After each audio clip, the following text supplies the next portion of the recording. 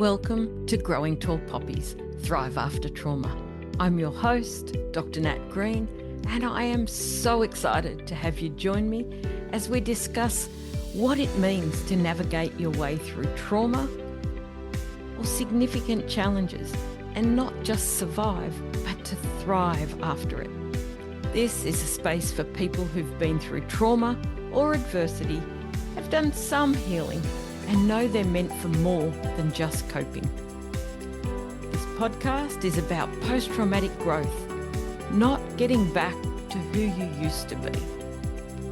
Rather, understanding who you are now and learning how to stand tall without shrinking, forcing, or abandoning yourself.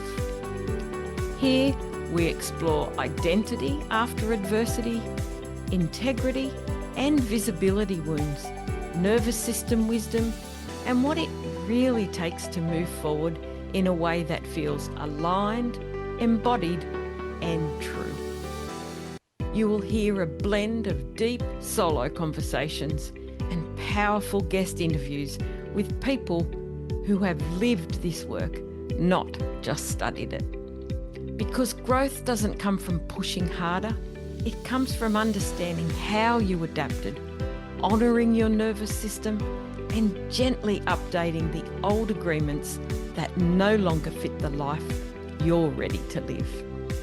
If you're ready to stop hiding, stop performing, and start owning who you are becoming, then you are in the right place.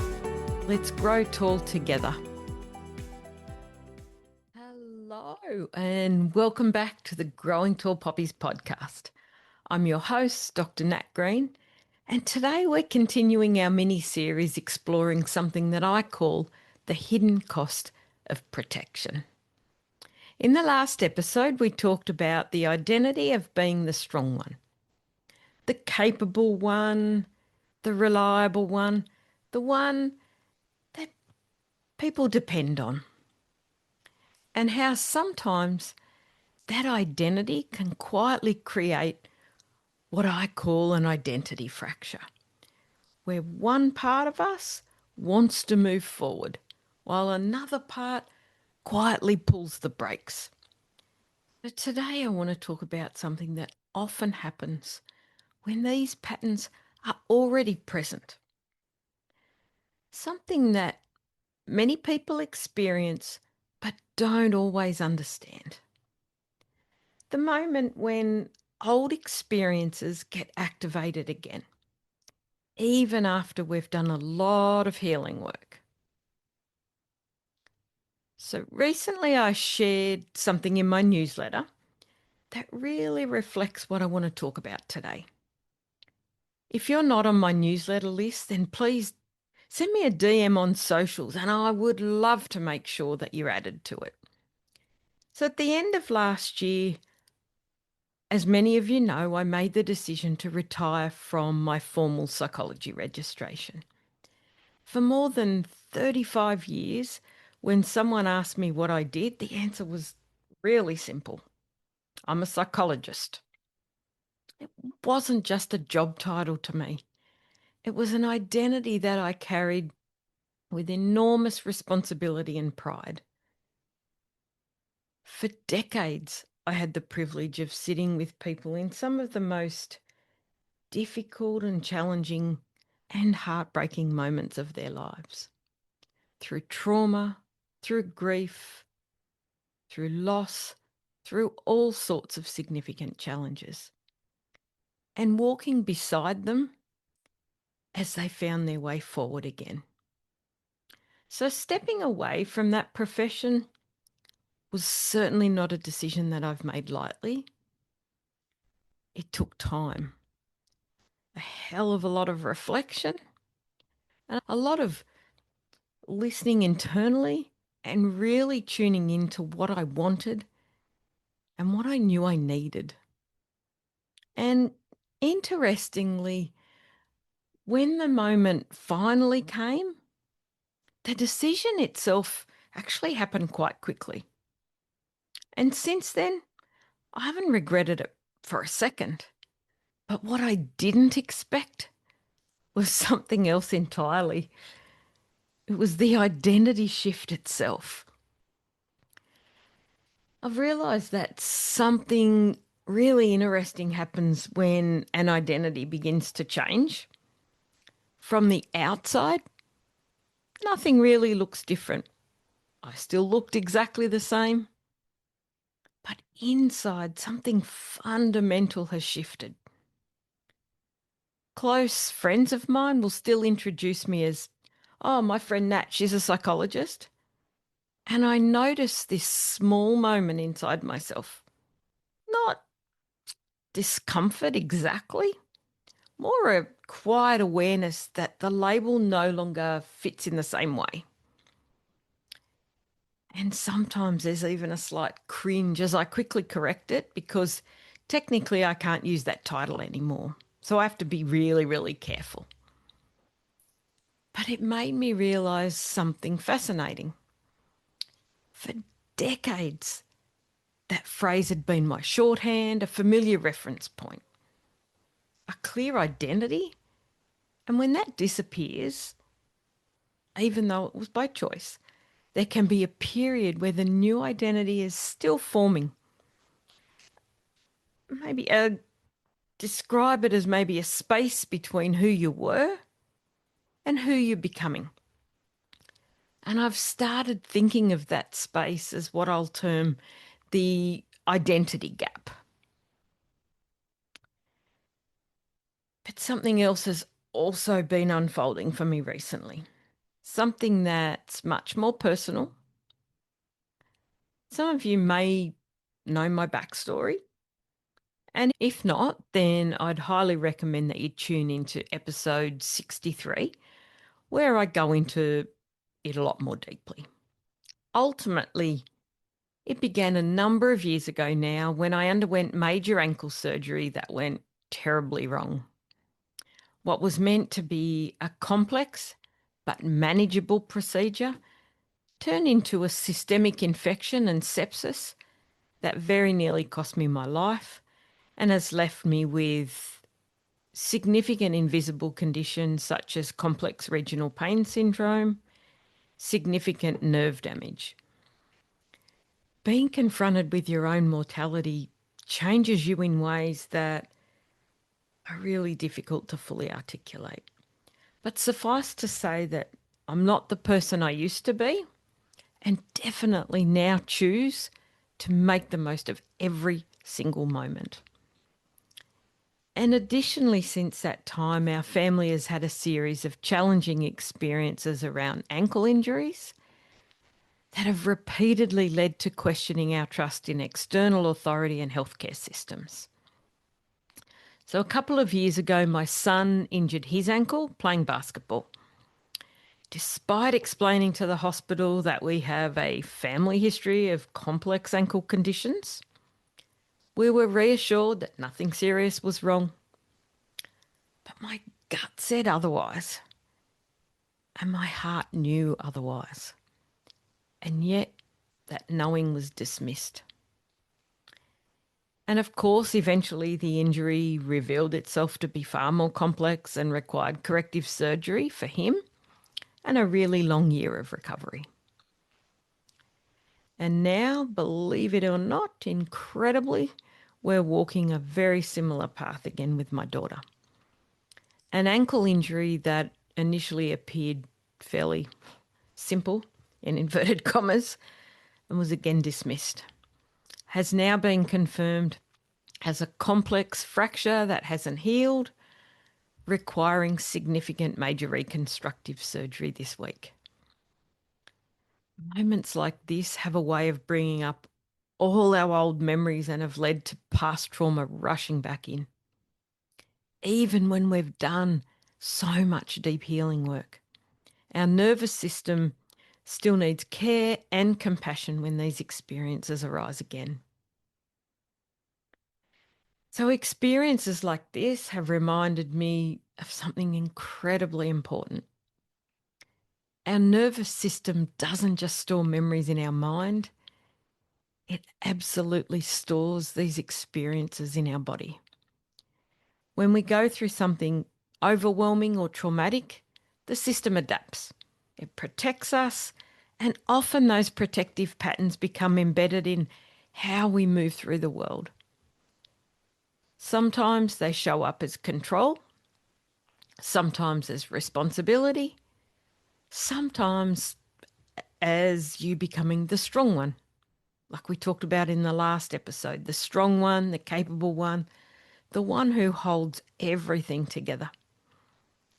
And over time, our nervous system organises around those adaptations, even long after the original event has passed. And this is where something I often teach becomes really, really important. We don't just have one brain. We actually have 3 intelligence centres within the body. Each of these 3 centres has its own neurons and neural network. So I refer to them as the 3 brains. There's the head brain, which is responsible for logic, analysis, thinking, and overthinking, of course. Our heart brain, which is around connection, empathy, relational awareness. It's where we feel our emotions. And then there's the gut brain, which is responsible for our instinct, our inner knowing, intuition, identity, and just that deep knowing. And when we experience trauma, stress, or repeated dismissal of our inner knowing, 1 and sometimes 2 of these centres can begin to go offline. And for many people, that first centre that gets silenced is the gut brain, our instinct, our deep internal knowing. We stop trusting ourselves. And instead, we often begin trusting that external authority more so than our own inner signals. We override what we feel. We second guess what we know. And over time, those adaptations can shape our identity in ways that we don't even realise. And when I reflect on everything that has been happening in our family recently, I can see very clearly how this has played out in my own life. And I just wanted to share that with you now. Because even though I teach this work, even though I understand these systems so, so deeply, I found myself experiencing exactly the same dynamic. When both of my children injured their ankles, something inside me knew that the injuries were far more serious than they first appeared. My head brain understood the medical explanations that were being given. My heart brain could feel the concern and the protectiveness that comes when something isn't quite right with your child. And my gut brain, that deep instinctive knowing, was telling me very clearly that something far more complex was going on. But here's the interesting part. Because of my own past experiences, particularly the trauma surrounding my own ankle surgery and the subsequent events that followed that, something inside my nervous system had already learned a pattern of deferring to external authority, of overriding my own inner signals. And even though my gut and heart knew something wasn't right, those centres had been quietened before. So I found myself doing what so many people do. I listened to the professionals, I trusted the reassurance, and I talked myself out of what my deeper inner knowing was telling me. Until eventually, the injuries revealed themselves to be exactly what my instinct had sensed from the very beginning.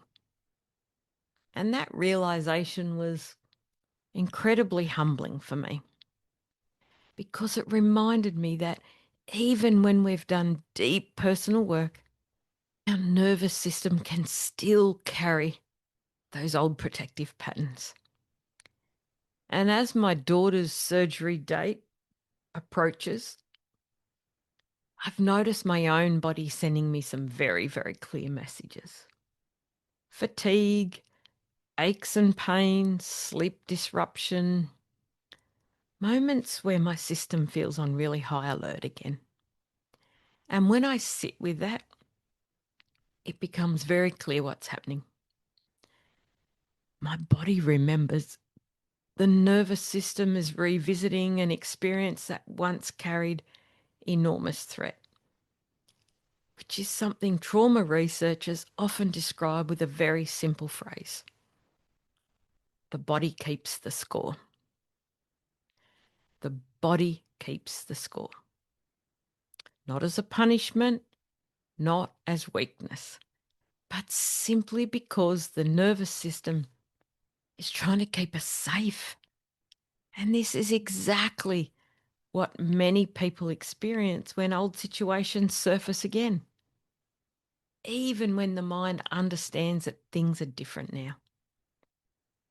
The body still needs time and compassion to integrate the experience. And this is often where people begin to feel that something inside them doesn't quite line up. They've done therapy, they've done personal development work, they've done the healing work. And yet there's still that moment where something inside quietly holds the brakes on. Not dramatically, just subtly. Right at the very edge of expansion. And that's often what I call the invisible ceiling. And it becomes visible, not as a big external obstacle, but as a subtle internal hesitation. A moment where the nervous system simply asks, is this safe? So I want to invite you to sit with a question for a moment. Where in your life might you be overriding your own knowing? Where does your gut tell you something, but you immediately talk yourself out of it? Where might an old identity, one that helped you survive, still be shaping how you move through life today? Because sometimes the most powerful shifts happen when we begin listening again to the parts of ourselves that once had to go quiet. In the next episode of this series, we're going to explore something many people discover once they begin noticing these patterns. They realise that understanding their patterns isn't always enough to change them. They know the story, they've done the reflection, but something deeper still holds the pattern in place. And that's where we begin exploring the difference between insight and integration. So if today's conversation has resonated with you, I want you to remember something really, really important. Your nervous system isn't working against you. It's been protecting you, often in incredibly intelligent ways. But sometimes the next phase of growth isn't about pushing harder. It's about helping your system feel safe enough to release the patterns that it's been holding on to for all these years. And when that happens, that's where the real transformation begins. Thanks for listening. I'll see you in the next episode. Keep standing tall and keep shining brightly like the tall poppy that you were always destined to be. Bye for now.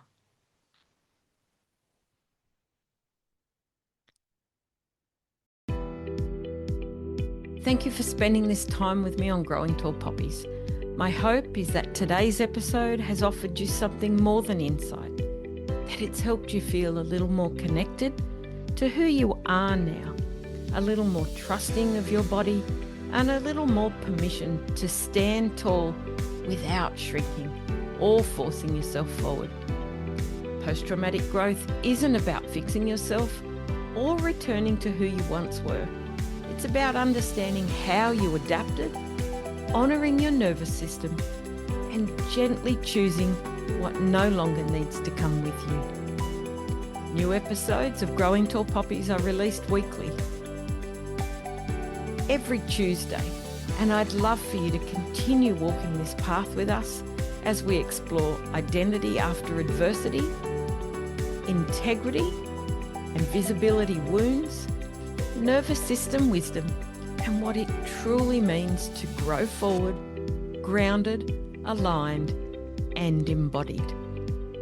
If this episode resonated, I invite you to subscribe, follow, share it with someone that you feel might need it, or simply take a quiet moment to reflect on what's ready to move forward for you. You can also find me on Instagram at Dr. Nat Green, on Facebook at Dr. Natalie Green, or over on YouTube at Dr. Nat Green. And remember, you don't need to rush, and you don't need to hide anymore. Stay connected, stay true, and keep standing tall like the tall poppy you are. I'll see you in the next episode. Bye for now.